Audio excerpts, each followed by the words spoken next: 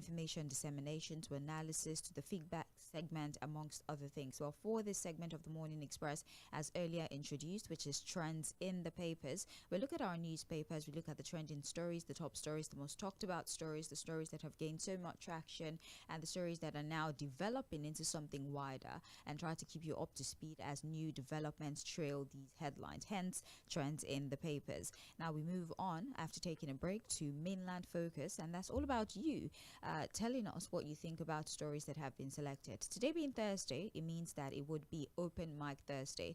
Once every week, we allow it to be an open mic session where you are not necessarily bound by the stories that have been selected for discourse. You pick any story that you think is interesting enough for conversation, and then you talk to us about it. You give us your insight, and hopefully other people who call can also indulge you in that conversation. I'm just here to take your information and maybe set things straight. If somebody says something that's inappropriate, that's the only job I have for the morning when we get to the mainland focus segment of the Morning Express. But for now, let's not jump the gun. Let's focus on what we are going to do right now. We are looking at our papers. We're turning the pages of today's newspapers, and we would explore the breaking news, the political development. We'll talk about economic trends, decisions that have been made overnight whilst we were sleeping.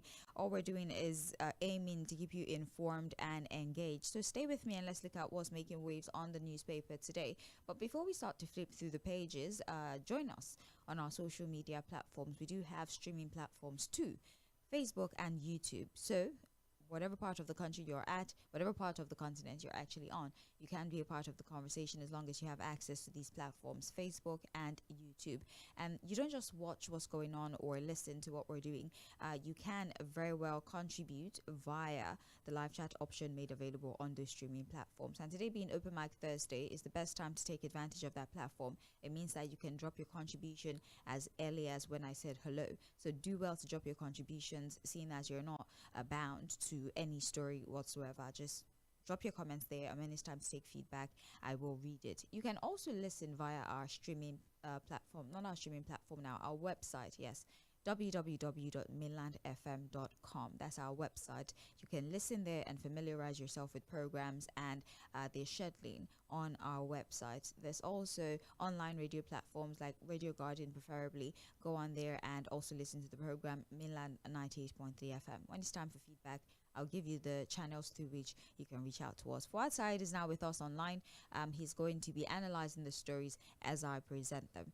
Fᴜဃᴜ, good morning. How are you doing today? Yeah, good morning, Sage. I'm good. How are you doing? I'm well. I had a great time yesterday, actually. I saw videos. Fᴜဃᴜ, I'm going to block you, actually. Not like block you so you cannot message me. Block you from seeing my activities. But you know, I have several means of seeing what I want to see. I'm going to block you. Block me on one. I look at others and I'll somebody cannot even lie to you that, oh my God, so I'm very sick, I cannot come. You say you can. You not send screenshot and evidence. It was nice. I said, it's good to be a celebrity. I could see the whole form of Apala hip hop. You can, me, I will not be your fan. I cannot be your fan if you sing Apala and hip hop. Let me start first, but you can't be too sure. ᴏᴜᴜ listening party, Prince of the Street. He has a new album out. No, the guy that came to the studio yesterday. Oh, yes, he was there. He was at the party. Yeah, I'm just telling you what the party was. Po. His name is Ladipo. So the Ladipo is just for the industry, So yeah, Ladipo. But the party was guy, right? actually ᴏᴜᴜ's listening party, and then Ladipo was a guest there as well as myself and the entertainment crew. Yes, he's a fantastic guy and he's very fine. But that's not what we are here to do this morning, is it? Let's go. Let's get into the papers. Yes, I just wanted to open the conversation on a very light note. We're looking at the Guardian first. The top story here: President Tinubu to sign tax reform bills into law on Thursday, which is today. So today, the President Bola Ahmed Tinubu, will on Thursday sign into law 4 landmark tax reform bills aimed at overhauling Nigeria's fiscal and revenue system. The presidency disclosed this in a statement on Wednesday evening, signed by Special Advisor on Information and Strategy Bayo Ononuga, titled "President Tinubu signs 4 tax bills into law to modernize Nigeria's fiscal and revenue framework and improve tax administration across all levels of government." So these are the 4 tax bills. Yes, the Nigeria Tax Bill, the Nigeria Tax Administration Bill, the Nigeria Revenue Service Establishment Bill, and the Joint Revenue Board Establishment Bill. So these are the four tax bills. Analyzing the tax bills, what it contains, what it would mean. There were propositions for value-added tax, for example. To be value-added tax was still pegged at 7.5%, but there is a new VAT sharing formula. Yeah, so 50% will be distributed equally among the states, 20% as well based on population, and 30% of that bill. I think that's when we can start talking about the fruitfulness of these changes that have happened. But Fuad, do you have any extra comments you would like to make on these new four tax bills? And the fact that, look, after so much deliberations, disagreements, the whole back and forth, I think we had an extensive conversation and discussion on these bills of the president. You know, it came as an executive bill, if you remember, see. And there was a lot of talk about it being anti-North or not being anti-North. But I think somehow everyone has been able to come up to some form of consensus. And so finally the president will be, signing the bill to make, if it's listed, will do maybe an extensive review, of the bill when it's eventually signed into law on business culture, maybe on Monday or so that at least we can refresh our minds. We really don't have all the time in the world to begin to start to bring up some of the issues or the things that are captured in the bill as we speak. So, but it's a good one that at least at the end of the day, there seems to be all those talk about it being anti-North, I think, has all gone down.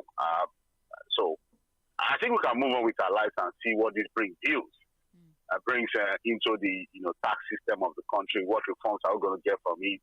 How is it going to be beneficial to the society at the end of the day?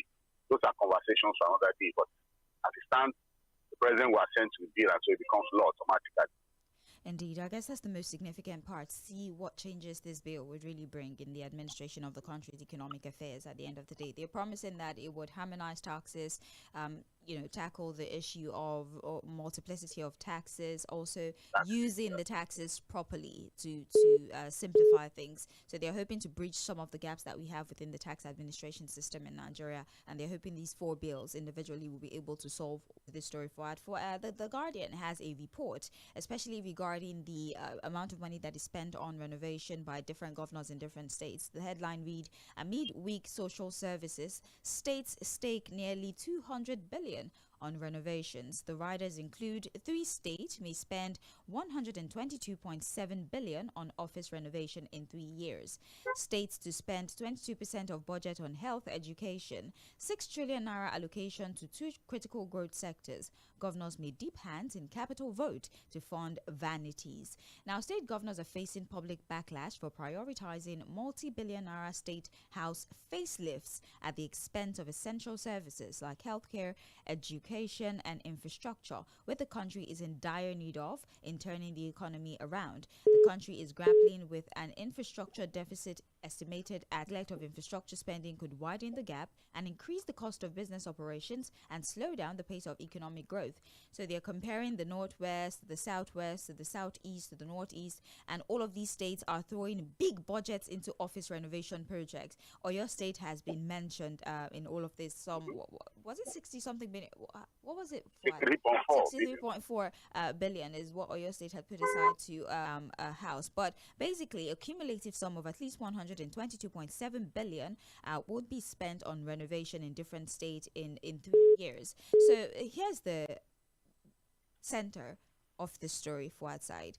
The story is highlighting that sectors like health, sectors like education, infrastructure are taking the back seat and are now second to renovation recommended what should go to certain important sectors of an economy. They focus on education. UNESCO, I beg your pardon, UNESCO, I know, focuses on education, and they even advise that at least 15 to 20% of your annual budget should go into education, at least, but responsible for this clear sense of a lack of prioritization.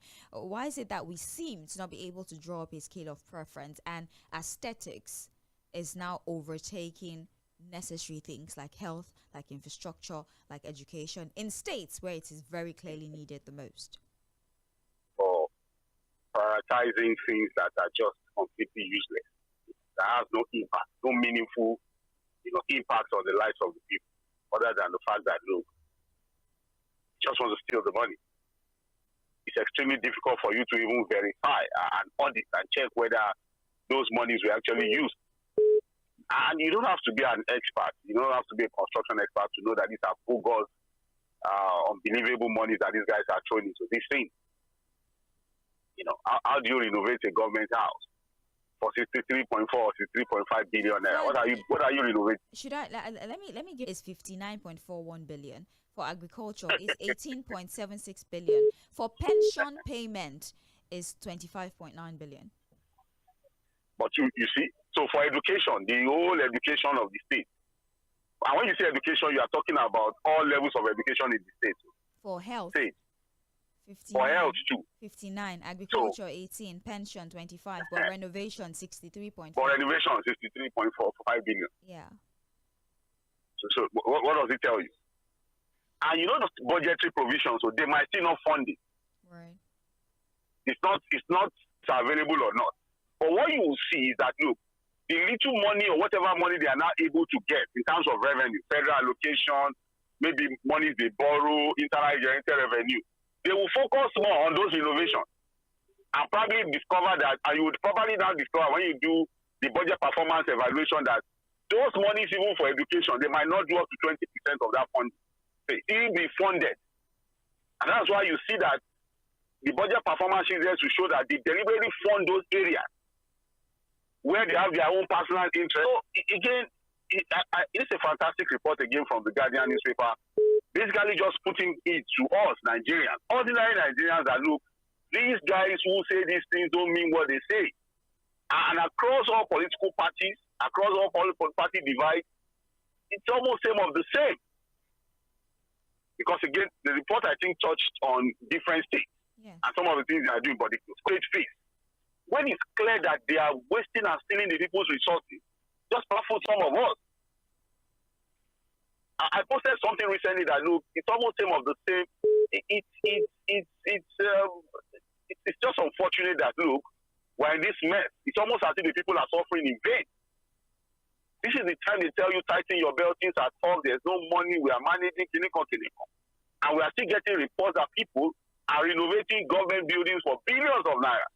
Whereas critical sectors of the economy that can really impact the lives of people are not attended.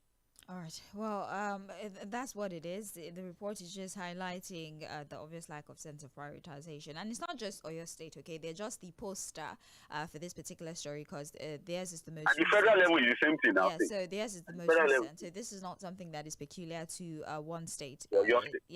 Many other states have been named in things like this one.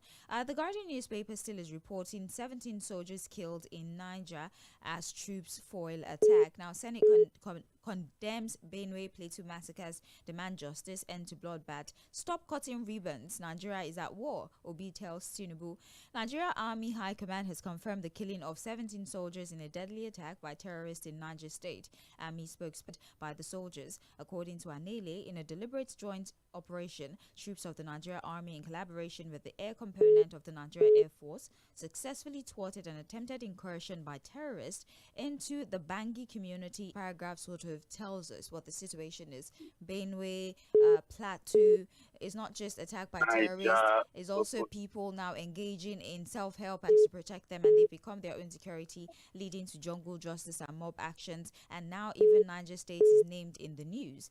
17 of our gallant soldiers have died. Now we have Peter Obi, for presidential candidate for the Labour Party in the 2023 election, telling the president, maybe you should stop with this cutting of ribbons and commissioning of projects and other things and focus on the fact that your people are dying. Say today in the papers, I'm sure you have the papers and you have seen the advertorial. Yeah. And the president will be commissioning a bus park and taking over again, as usual, by the Minister of the FCT and his team. And they are busy and so happy to commission things that normally should happen in a sane, decent. What are they commissioning today? Bus terminal at Kubo. Bus terminal. It's a bus park now where buses, commercial buses will pick passengers. They say it's no pass. It pass that one. They said. You see the problem. That's even what a local government chairman should not find time to go and commission. Right. Just delegate and focus on more important things. What you see, and the fact that we do these things, good for our print media guys who get all of these monies, and maybe some of our guys in the TV, who operate TV stations. Because again, apart from just putting these things in the pages of the newspapers, you also discover that, look, they're going to transmit those things live. They transmit them live for hours. Half of those transmissions, they are dancing. Wike has his band. He has a band. Yes, now. That goes around with him. Yes, the Indian people. I don't even know the name of the band. In fact, recently, their name, but they're the one who always sing that. Yeah, they are the Indian people. Yeah. And you saw that recently, he was even telling them that, look, because I think they were now that they are now able to sing in Chinese, that he has now increased their money. And my mind tells me those are not his personal money, those are government money that have been wasted away. At a period where they are telling Nigerians there's no money, tighten your belt, yet we are seeing this frivolity.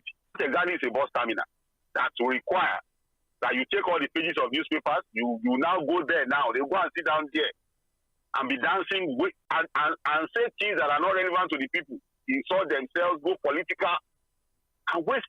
Can they spend their own personal money the way they are spending that money? But because it's the people's money, and when it comes to the people's money, it's nobody's money, can be spent anyhow. I told you the last time, the military is overstretched. A lot of people don't know. We are not even sure of the numbers. But if you look at the amount or the number of costs, they are overstretched. They are too much involved, even in internal conflict, internal crisis, and you understand what seems to be a breakdown of intelligence gathering and intelligence dissemination amongst them. There's a story that got me so sad this morning, and that's a story from, I think, Zamfara State. On both sides of the joint task force, the civilian task force, and even his own group. We need to see the issue of insecurity in the country for what it is. We are not in a good place. It's not about living in denial and being political about it, our own hand, because you can't even trust the system. And yet, we are somewhere in Abuja, and like I just told you, even a local government chairman should not be so available for that kind of nonsense. Those are things that happen regularly, normally. They are just normal things that we should not even be putting chair on and saying we are commissioning nonsense. What's the boss part, for God's sake? Mention that Zamfara story in passing, yes, because it is a big deal. The Guardian did report it that groups are condemning Zamfara massacre and are demanding the resignation of the security chiefs. Actually, the Human Rights Writer Association of Nigeria, HURIWA, expressed outrage over the reported killing of over 100 individuals during a violent confrontation between members of the Civilian Protection Guard, the CPG. Think of them as the Amotekun of Zamfara, yes? Yeah. And fighters loyal to the notorious bandit kingpin Ɓēlō Turji near the Cedar village in Shinkafa local council of Zamfara State. So here, this is really what happened. The CBG, that's the Civilian Protection Guard, had launched an attack on the hideout of Ɓēlō Turji. And so there was an exchange of fire. His own men and members of the civilian protection, they launched a counter-offensive, and then they killed a number of people in that state. First of all, we've come to a point where people are now appointing themselves their own security, and they are now more proactive. They actually took the fight to be there. Rather than playing defensive, they decided to play offensive, although it cost them the lives of 100 people. Fuad, doesn't that tell us that the information about the whereabouts of these assailants is known? If a civilian protection group knows the hideout, decided to brave up and go to the hideout, so finding these terrorists is not the problem. I think that it is, as you would say, a balance of power that happens to be the problem at this time. Why do we seem to be so far behind when it comes to the level of, should I say, firepower that we see? Why is a terrorist group able to launch a counter-offensive and get away with it? So many questions that I can't answer. See, I really can't answer. It beats us, it gets us a bit concerned, extremely concerned, not even a bit concerned, because reading through the story this morning, a lot comes to mind. This Bello authority say has been on the radar of the Nigerian security operatives now for months. Yeah. You know, they've been talking about it. Even the military have been talking about the fact that they're on his trail. It's just a matter of time that they're going to get protection group. That's his Zamfara. I'm sure their own kind of Amotekun. I've now decided to say, look, we can't continue to allow this guy operate within our territory and continue to cause chaos and carnage. We need to fish him out and deal with it. And the story also says that, look, while they were going on that operation, there was a leak of intelligence and information to the Tōjī group, so did a counter-offensive. And the casualty figure is what we're dealing with now, close to 100, if not more than 100, according to the paper. Look, the question we should ask ourselves is that these CPG guys of Zamfara, they are their own kind of Amotekun. What kind of weapons did they even carry to meet these guys? Because I doubt if they are permitted to carry AK-47 and other sophisticated weapons. So they probably be going there. Maybe Dane guns, really. Dane guns to go and meet people who have AK-47. So that's why I keep questioning the balance of power. Now, we now need to ask ourselves, the guys who are, and then you hear that it's just civilians who probably out of their own determination and resolution are the ones trying to take on these guys. So what it means is that their locations are so it's so disturbing. It's actually very concerning to know that we have found ourselves in a place where some ragtag so-called militants or terrorists are holding the country to ransom, holding state, holding territory, causing panic, fear. You know, in some part in peace. It's unfortunate. So I don't have answers to your question, unfortunately. I wish I had answers, but I don't think I have any answer. The same post-harvest, they also have to you do both now. Yes, so pre and post, pre-planting season and post-harvest season. So they pay cash to be allowed to farm, and when there's their crops. So it's double jeopardy. Very unfortunate. This is still trends in the papers on mainland 98.3 FM. My name is Sage Babalola here at 98.3 FM. A big thank you to everyone who's currently commenting on our live stream. We see you, we acknowledge you, and we will take your contributions soon enough. We're going back to the papers now. Nigeria, 12th poorest country by GDP in 2025.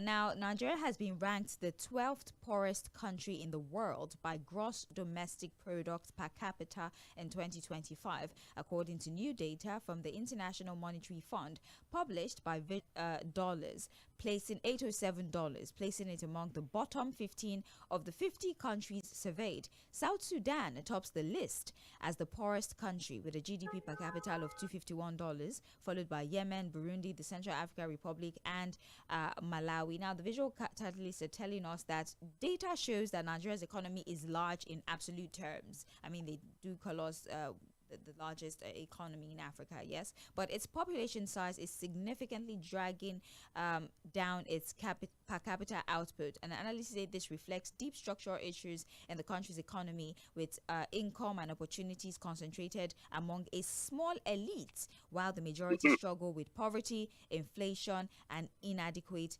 public service. So we do have a large economy for it, but unfortunately wealth distribution flowing amongst themselves, the contracts flowing amongst themselves, but the larger population are made to suffer the consequences of inflation. And unfortunately, when they're doing their calculations and everything, they say, well, the richest man is from Nigeria, so I don't believe that you're that poor, using the minority to quantify the economic reality of an entire country. What? It's just what it is again. That continues to widen between the house and the house not, the rich and the poor. So you have an economy that is large, but that can only take care of a few, or that takes care of a few, and leaves others poor and miserable. So there's no equitable distribution of wealth.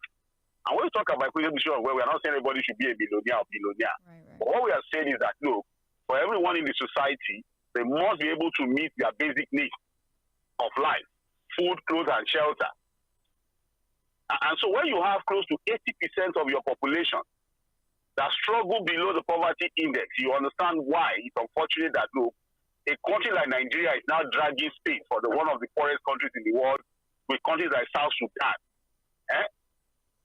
Central African Republic. The country with the largest economy. But when you have a country with such an economy, but runs a very corrupt, elitist system of government. That's what you get. It's going to be like a collaboration to keep that few perpetually rich and the larger percentage of the people perpetually poor. I'm sure you understand what I'm saying. See? Yes, of course. So you have the economy, but you see the structure of governance and the business environment is run in such a corrupt manner that there can never be what you can call a fair and equitable distribution of wealth in the society. So in Nigeria now, in fact, we have gotten to the point where there seems to be no middle class. See, what are the countries again that we are dragging space with? Sudan, Burundi. Burundi. What? Please.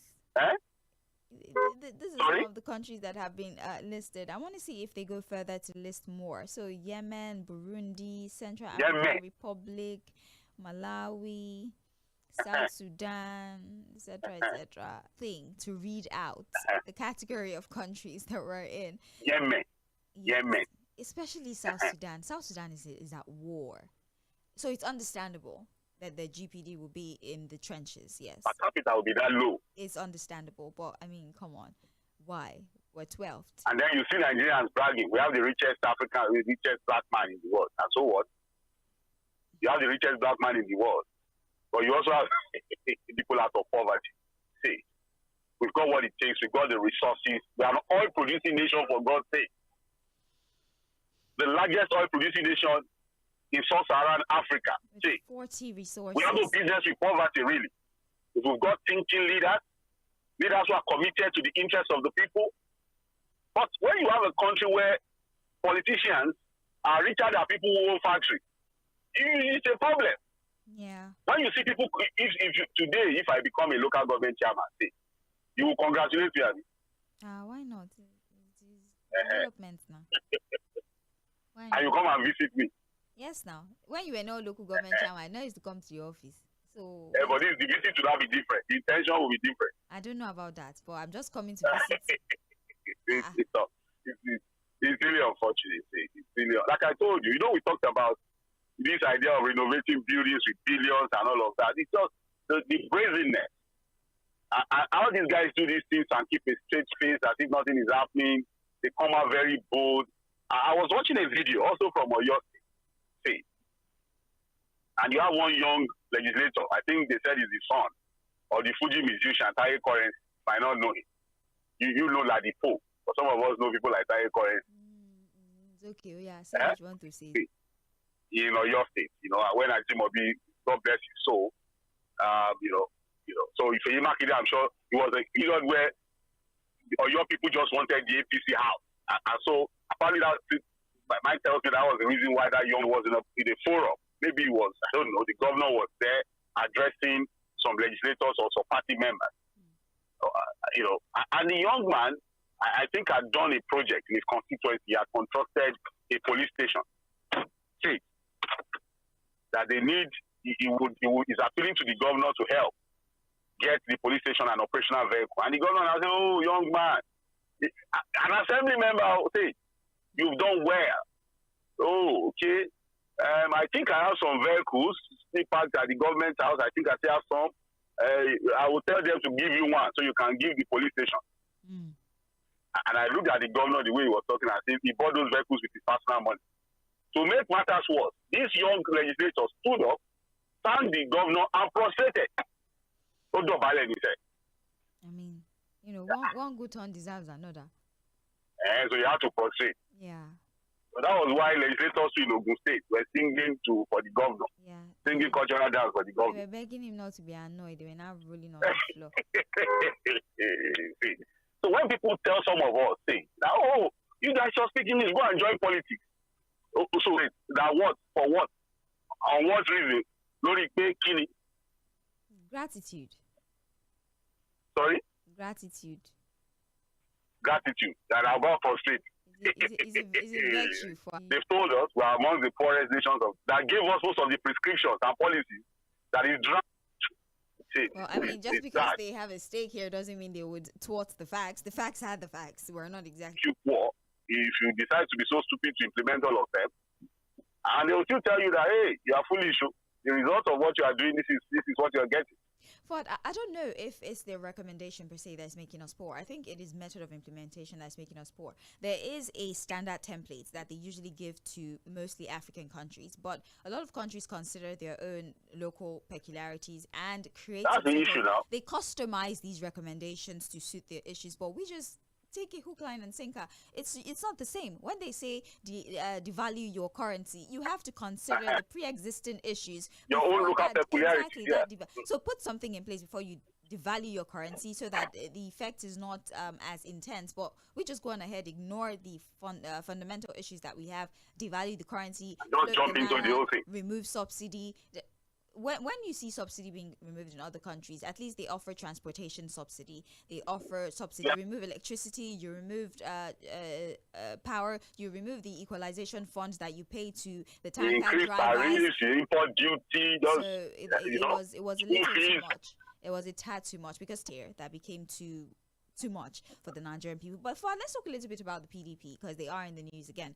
Next, the crisis within the People's Democratic Party intensified on Wednesday as Oyo State Governor Jᴏɪᴜ Makinde and former River State Governor Nyesom Wike clashed over the scheduled date for the party's 100th National Executive Committee meeting and the meeting to hold on June 30 as planned. Right? They also do not want Anyanwu to return as the National Secretary.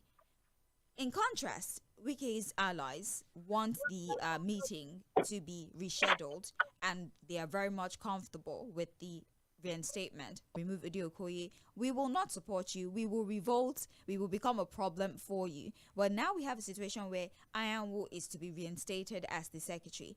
The Makinde bloc is uncomfortable with that, and they want the next meeting to hold on the 30th. Wike's group is okay with Anyanwu, and they want a postponement of the next meeting, hence the clash. Fuad. And you can help me quickly say, if you read the story further, you see the divisions within the party, even amongst the government. Right. So they are not even aligned in their thoughts and thinking as to the future of the party. So if you read the story further, you see that for Makinde, he has his own group of governors, I think about 6 of them, who are working to see how to save the soul of that party. See. So, as much as I'm always very long time to talk about the PDP, because it's from one crisis to another crisis. See, now these guys want to have their next meeting. They've scheduled it. They wrote to INEC. INEC told them that, look, you can't have a letter written to us that is signed only by your chairman. You have to have a secretary also countersign. You understand? Yeah. Now the problem is that within the party, they cannot help them to resolve the crisis. In fact, what it has done is to set them up for more crisis and conflict. So you have a situation where in the Wike faction or Wike loyalist interpretation of the Supreme Court judgment, Anyanwu is the secretary. The Udo Okoye people think no. The verdict in appointing 괘ᴍᴜ, collaborating under the G5 to work against the interest of their party. That's what Yoruba say. Abotito pawon po no lo ntu won ka. See. Yes. You know, when you collaborate on the basis of hypocrisy that Yorubas call abosi, I mean, abosi is not hypocrisy. I don't know. You tell me. I don't know what they call abosi. I don't know. That same abosi will scatter you. Sorry for our non-Yoruba listening audience. Right. You should get somebody to explain to you. I'm sorry. This is the best I can do. So, but, it's all continuous about why there seems to be this persistent conflict and crisis in the PDP, why it looks unresolvable. And my mind tells me that this is what they will drag, till 2027 and maybe after 2027. That's even if the party, it's still a body. There's the ego fight, interest, clash of interest. Everybody is now a big politics. So the resources of the people. So everybody is now like its own. Everybody is like a gang state, where everybody owns its own, and the center can no longer own. Unfortunately for the PDP. Unfortunately, I feel I don't know what the future of the PDP is going to be. It's too much going on at the same time. The new parties that are trying to get registered, the We have other ADA, parties to talk the about. ADA are trying to get registered. I think 119 or thereabouts are trying to get registered. And I know there will be no impartiality just because the party has prominent figures. It will not be. So would they register another 100 and something parties? Perhaps. I mean, they deregistered 70 a few years ago. So, The last time. yeah, so if they see that there's no viability, there's still the option of deregistering. Exactly, deregistering the party. So it's not like it's cast. But the obedience seems to be, they might have their own party. That's okay. I mean, the law allows them to do that as long as they. Yes, I'm saying that. So for the obedience who are listening, there's a move to register the obedience. We can just try to summarize and put on social media for people. Finally, for Punch, we have Tinubu was frontline June 12 hero. Abiola's sons reply Lamido. Sulai Lamido believes that President Bola Ahmed Tinubu altered that comment and said that President Bola Ahmed Tinubu, at that time he wasn't president, risked his life as a frontline figure in June 12 struggle, and he committed personal resources to the cause. So, Fuad, if the son, he was quintessential to democracy, who are we to start analyzing how old was the son then? I don't know. I don't know how old Jamiu Where was he? That's the wait down and calm down. Where was he? If he was in school, he might not even be in the country at that time. So that's not authentic. You see, enough has been said about. You should understand what I'm saying. I do. So I don't drag anybody to at least. But I should follow one young guy. Now for you, I just knew that you were going to do that. People who were actively involved in the June 12 struggle, I said enough to show that, look, myself, he didn't do enough. But that he was never part of the June 12 struggle, I think is wrong. Look, at least his contribution in Ateco are well documented and noted. Nobody can people then. They were in the SDP, they were one of the first people who abandoned the struggle. This same student Lamido that wants to rewrite it. You know, the man has been saying no matter of things in recent time. I know, Fuad. Well, unfortunately for Mainland Focus, you have a great morning.